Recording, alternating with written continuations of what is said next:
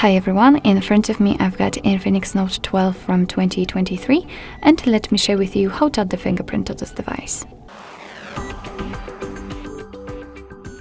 So first of all we have to enter the settings and then let's scroll in order to find security.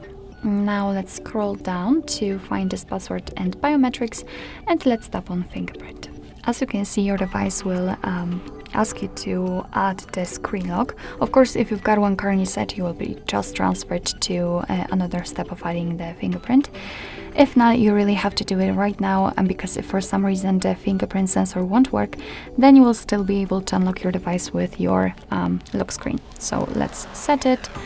I will pick the pattern. Okay, next. Let me enter the pattern and re-enter and confirm. Here we have to decide what kind of notification content we want to show, so just mark the option like to use and tap on done. And right now we can simply tap on add fingerprint.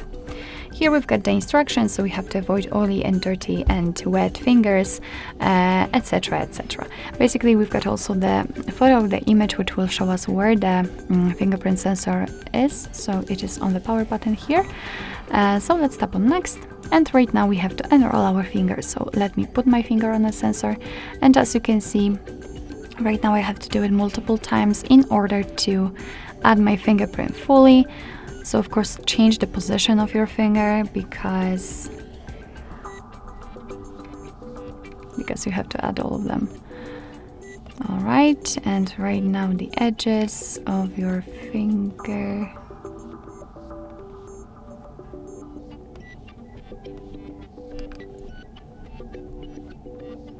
Alright, and as you can see we just scanned the fingerprint successfully, so let's tap on finish. And here we've got some options which are connected with the fingerprint, so we can add another. This is the fingerprint we just added. We can rename it or remove it if you want to. We can check enrolled fingerprints, so you can check the list of all of them. And here you can also touch the fingerprint sensor and your device will show you which finger it is.